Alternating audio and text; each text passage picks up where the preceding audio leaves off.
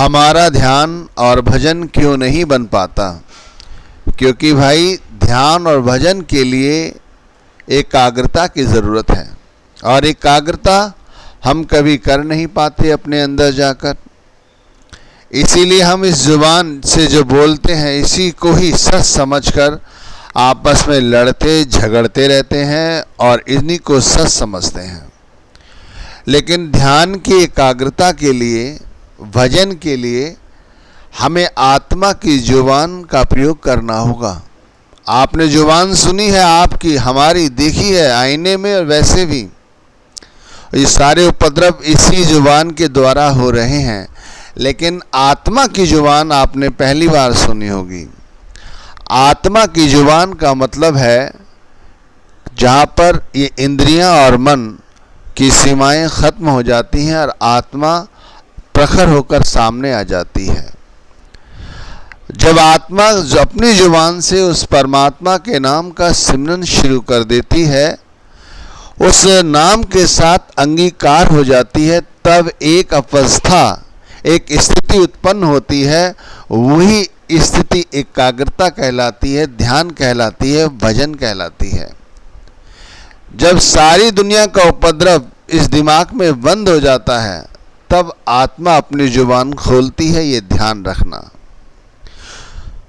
आत्मा की जुबान से परमात्मा से बात की जाती है, आत्मा की जुबान से नाम से वार्तालाप होती है, आत्मा की जुबान से ही सतगुरु से वार्तालाप की जा सकती है।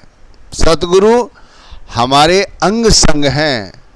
इस बात को आत्मा ही महसूस कर सकती है, मन नहीं।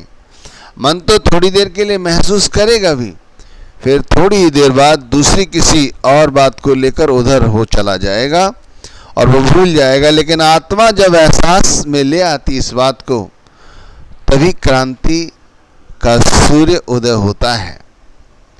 इस जुबान का रहस्य, आत्मा की जुबान का रहस्य कोई विरला ही जानता है, जिस पर अपने सद्गुरु की कृपा हो, जिसने नाम की कमाई की हो, वही इस जुबान के साथ कुछ अपना बना सकता है।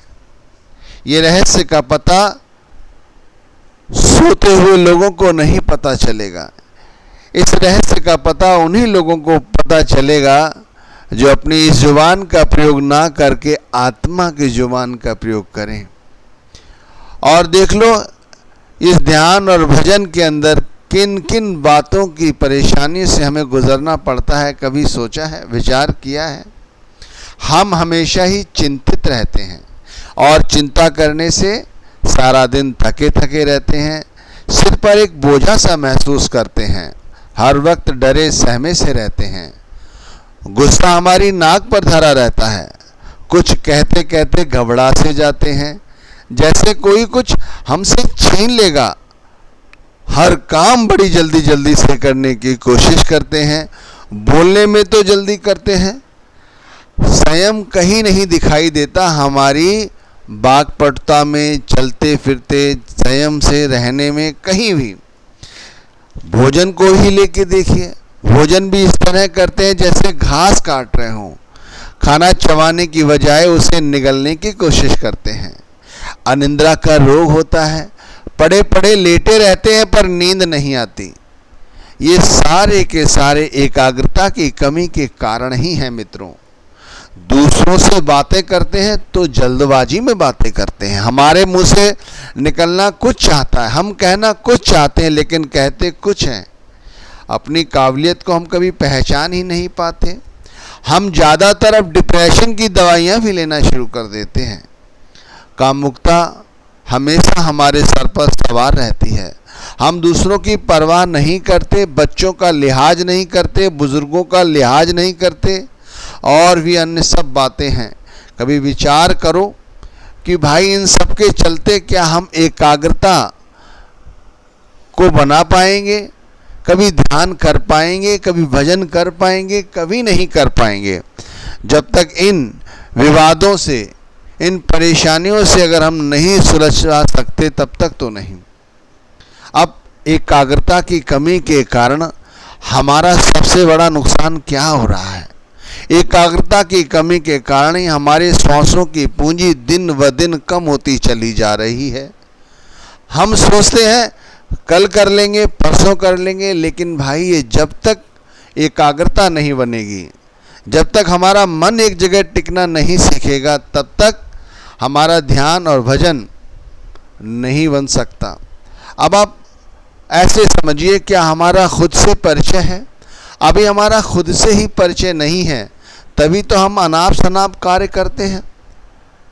भाई एक बात ये सोचो कि जो इंसान चांद पर चला गया, जिसने बड़े बड़े आविष्कार किए, जो आज सब कुछ समय को भूल कर जो चाहे वो इजाद कर देता है, वही इंसान केवल अपने मन को एकाग्र नहीं कर सकता, भजन नहीं कर सकता। बड़ा अचंभा लगता है सुनकर। अरे भाई क्या करना पड़ता है एकाग्रता के लिए? कोई बड़ा लंबा चौड़ा पहाड़ तो खोदना नहीं पड़ता ध्यान के लिए, केवल एक जगह टिककर बैठना होता है।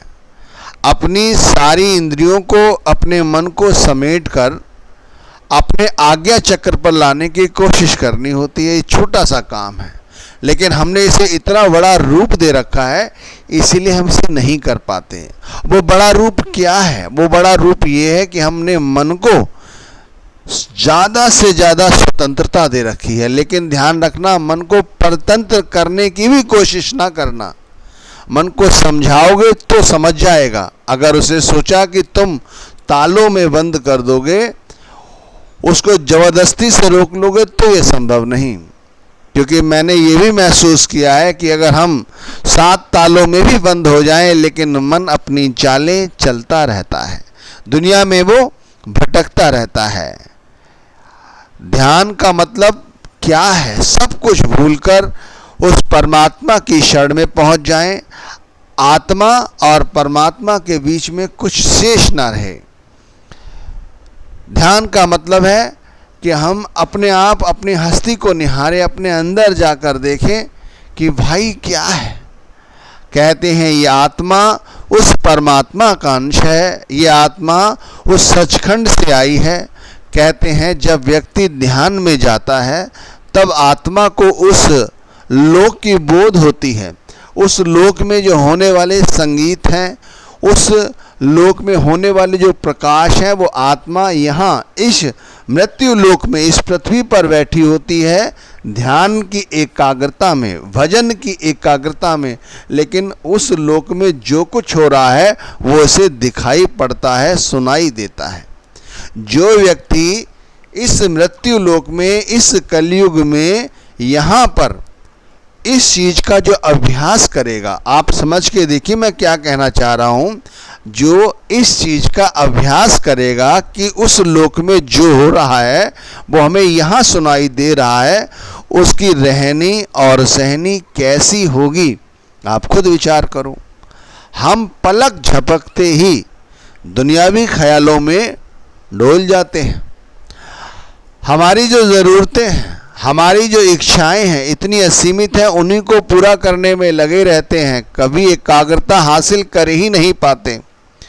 लेकिन एक बार यदि एकाग्रता हासिल कर ली, ध्यान को साध लिया, भजन करना सीख गए, तब आप देखिए हमारा क्या नहीं बनता।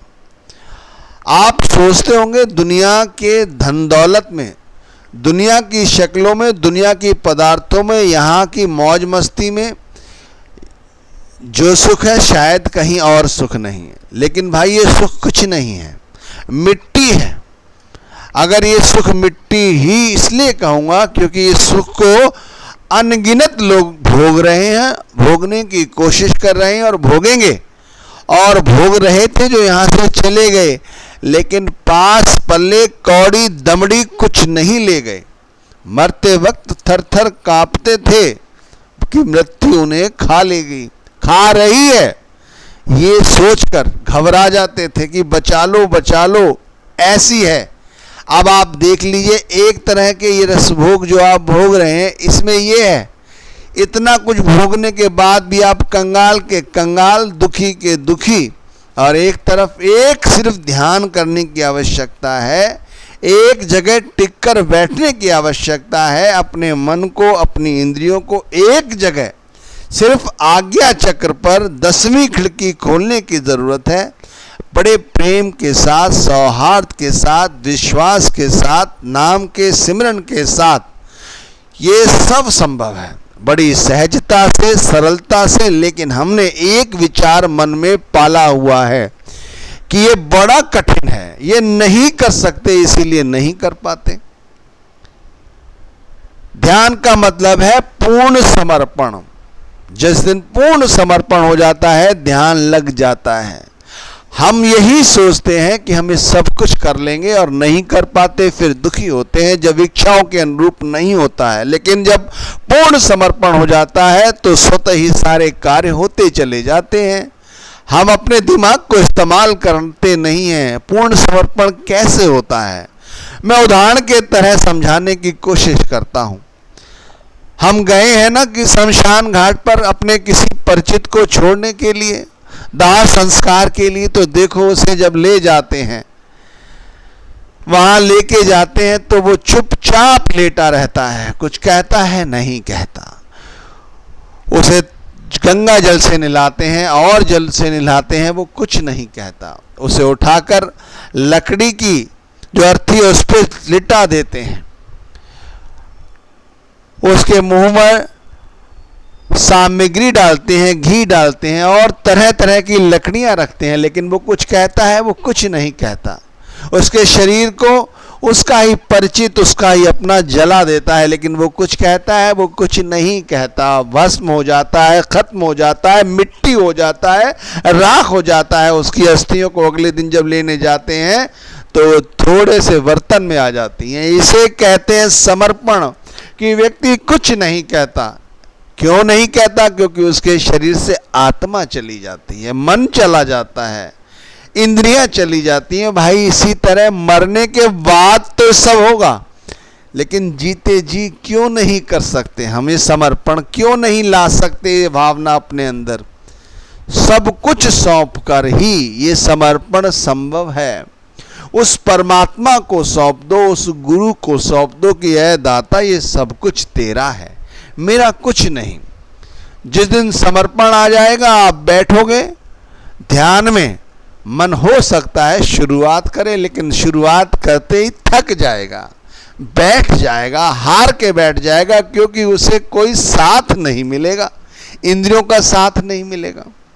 जब तक इंद्रियों का साथ नहीं मिलेगा मन को, मन कैसे छटपटाएगा, तड़प तड़प के मर जाएगा। मरने का मतलब ये नहीं कि वो डिप्रेशन में चला जाएगा, मरने का मतलब यह है कि मन आत्मा के साथ जो शेष बचा है, वही हमारा सब कुछ। हमारा शेष क्या है?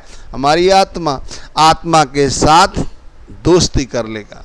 जैसे ही आत्मा के साथ इसकी दोस्ती हो गई, मन और आत्मा की दोस्ती, समझ लीजिए, मन और आत्मा की दोस्ती का मतलब है कि इसी शरीर के अंदर बैठी हुई आत्मा के साथ मन का परिचय हो गया, दोस्ती हो गई, तो फिर आत्मा का क्या काम है? आत्मा अपनी जुबान से उस परमात्मा के नाम का सिमरन शुरू कर देती है, उस परमात्मा का ध्यान करना शुरू कर देती है। उस ध्यान के साथ जो उदय होता है सूर्य, वही भजन है, वही संगीत है, वही प्रकाश है, जिसे देखने के लिए, सुनने के लिए संतों महात्माओं की शरण में हम जाते हैं, कहते हैं, नाम की गुहार लगाते हैं, कहते हैं लो इस नाम को जपो, इस नाम के साथ सिमरन करो, अपनी आत्मा को जोड़ो।